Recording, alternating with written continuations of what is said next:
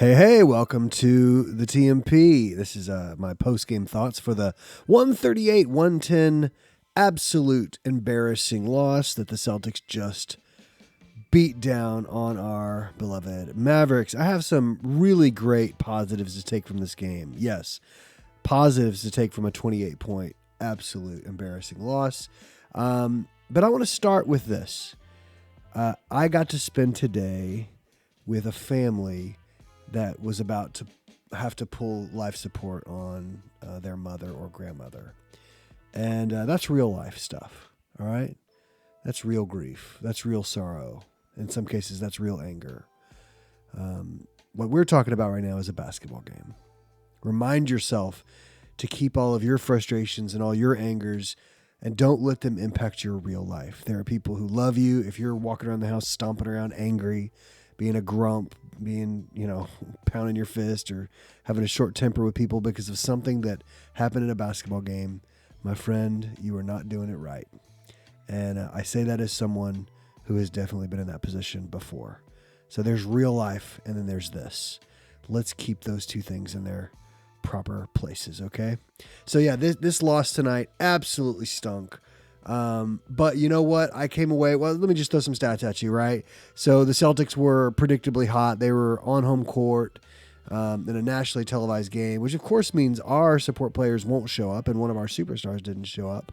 But they shot 55, better than 55% from the field, 48, almost 49% from three. They made all 13 of their free throws. They only committed 9 turnovers. Mavs, nice there. Only 7 turnovers for the Mavs. They out-rebounded us by 5. They out-assisted us by 13. They out-blocked us by 4. They just absolutely kicked our butts. Absolutely kicked our butts. Up and down the floor. Mavs were kind of pathetic tonight. Only shot 26.5% from 3. And not enough right there. That's the story. There's a lot more to the story. Substitution patterns and who's getting minutes and who's not getting minutes and all that. But the shooting alone that was it. If we cannot cover 3-point shots, there's no chance for this team to ever go anywhere.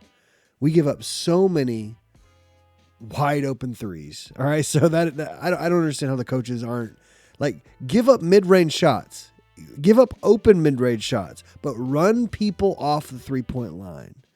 I know it's easier for me to say it than it is for them to do it, but we aren't getting as many open threes, and we've got the best facilitator in the world on our team getting us open threes. So we got to figure something out. We got to learn how to fight through screens better, Josh Green. We got to learn how to rotate better, everyone, especially Tim Hardaway and Kyrie Irving. And now tonight, Maxi Kleber's not rotating.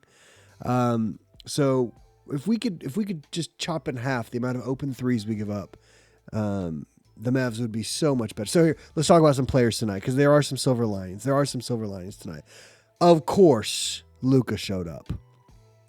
I'm going to just breeze through these numbers, and you're going to yawn. You're not even going to bat an eye. At 37 points on 14 of 25 shooting from the field, 12 rebounds, 11 assists. Just an absolutely studly performance. 11 dimes on only 2 turnovers. Didn't get a steal tonight, which is unusual for Luka. He's been on a hot streak. He shot 56% from the field. True shooting of just under 65%. So your boy was balling, but you expect that. I expect that from him. But he doesn't disappoint. You know who did disappoint tonight? One Mr. former Celtic Kyrie Irving.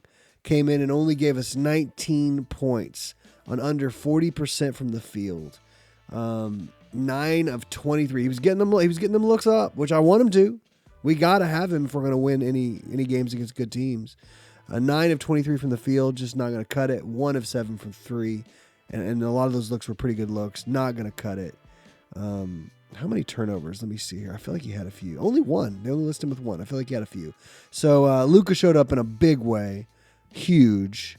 He's got the big cojones, as they say.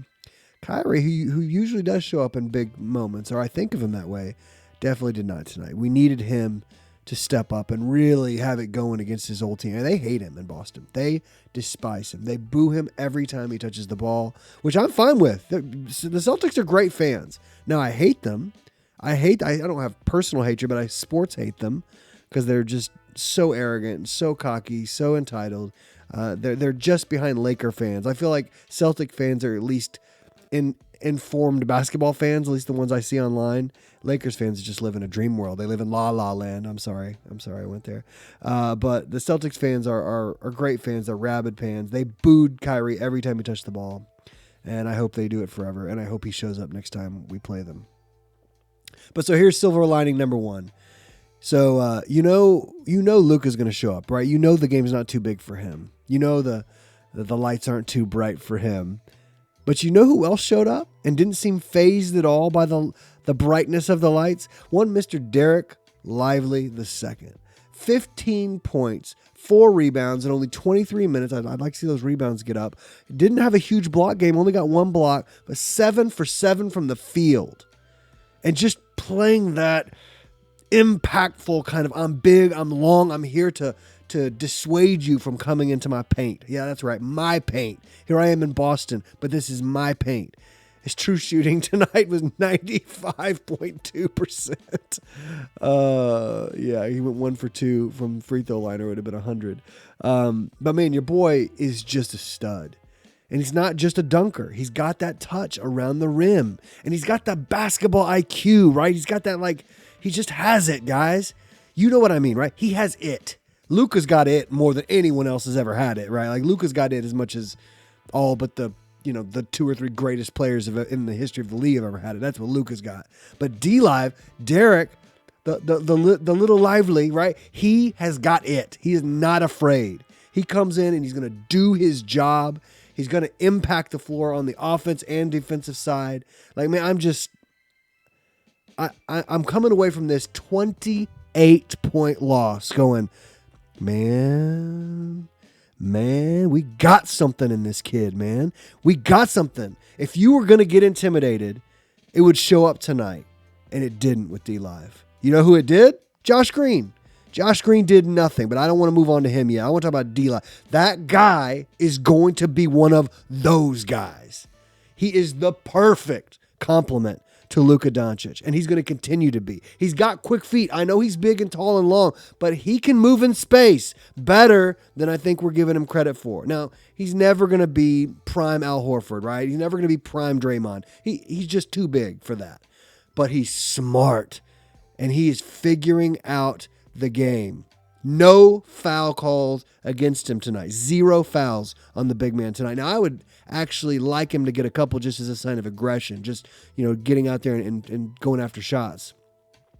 But remember how in the beginning of the season, he was getting all those ticky-tack fouls, just one after the other, game after game after game. We're like, oh, refs, let him play. Let him play. If he wasn't a rookie, that would never be called against him. Well, man, he's figured that out.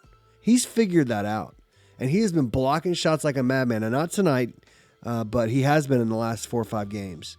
And keeping the fouls relatively low. And so I think he's getting the respect from the refs now. The refs are figuring his game out, and he's figuring out the way they like to call fouls.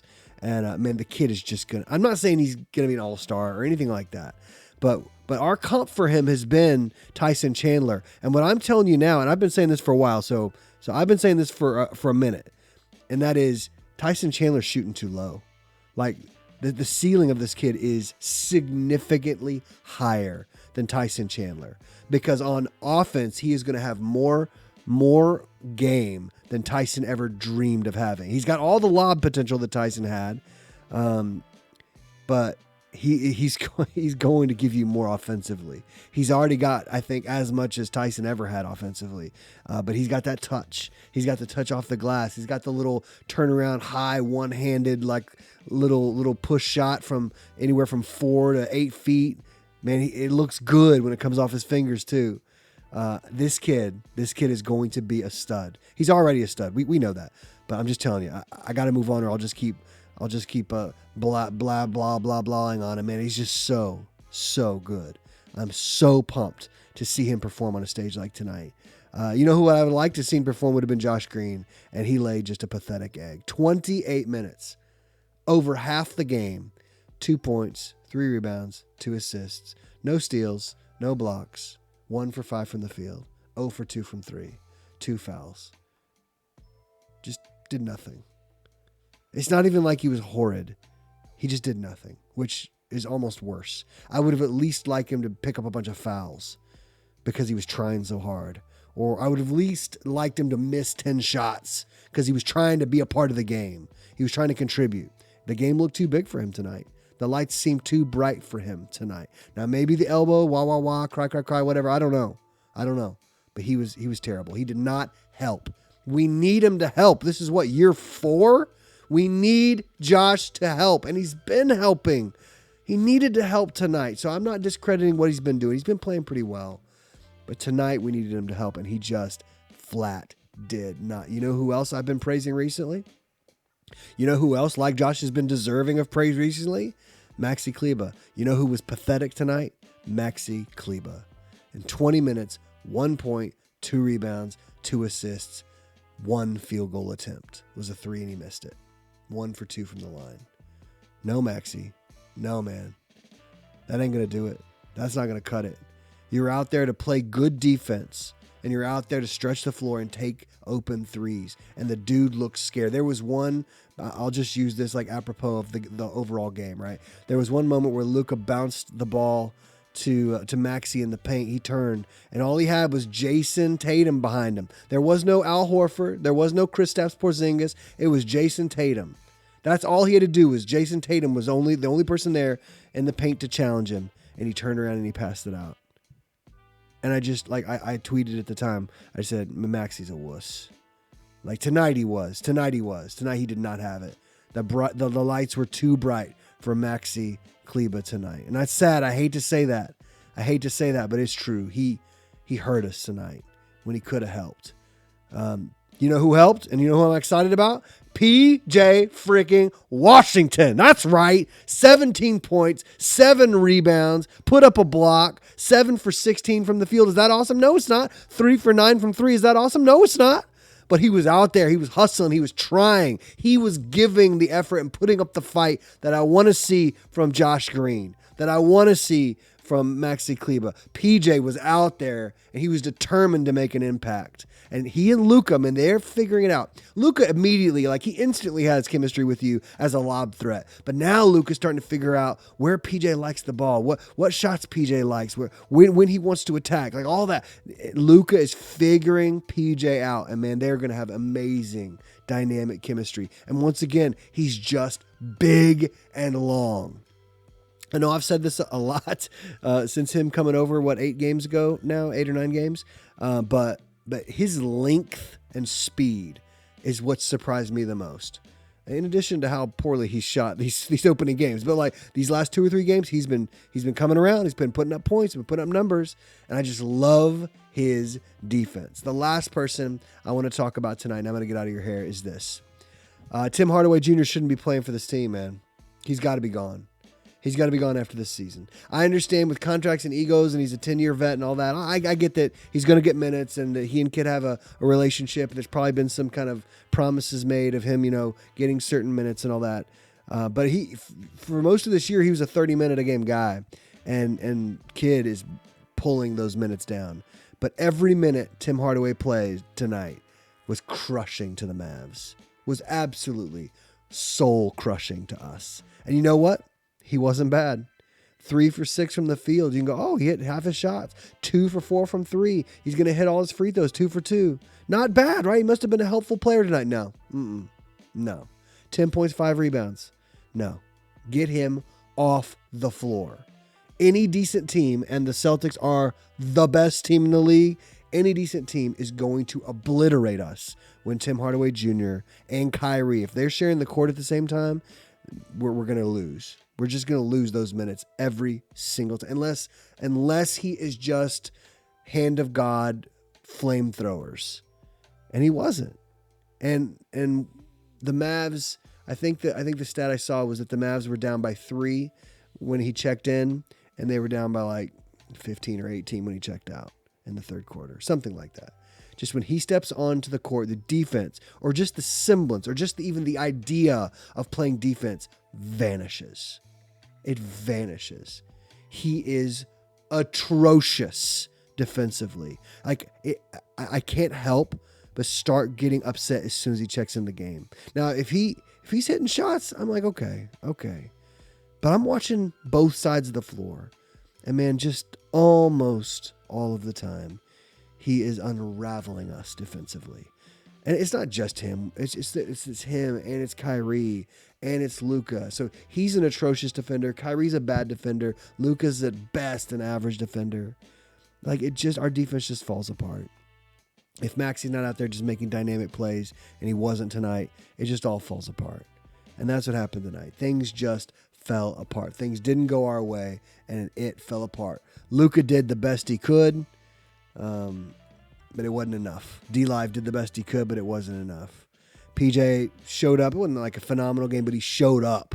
He had some fire and some fight, and I love that. And even Omax got in there, made a nice little bucket tonight. I know it's just one. He's like 1 of 1, I think. But not enough. Down 28 to the Celtics on their home court. Of course, it was a nationally televised game. Luka looks great. The Mavs look like trash. D-Live looks great. The Mavs look like trash. PJ showed up. The Mavs look like trash. Kyrie looked like trash. The Mavs looks like trash. Oh. Remember, there's real life, and then there's your sports fandom. Don't let the frustration over this game get poured out on your significant other or your kids or your dog or your cat. Don't even let it cost you any sleep, friend. There are really important things out there. Keep those things in the foreground. And would it have been nice to win in Boston? Oh, heck yeah, it would, man. Would that have sweetened your night? Yeah, heck yeah, it would. I've been floating into Saturday morning, man. But it didn't happen. It's because they are way, way, way better than we are. Way more talented roster, way better coaching. And I'll just close with this. No one should ever compare Luka Doncic and Jason Tatum ever again. Because those two cats are not the same thing. Y'all have a good one. Good night.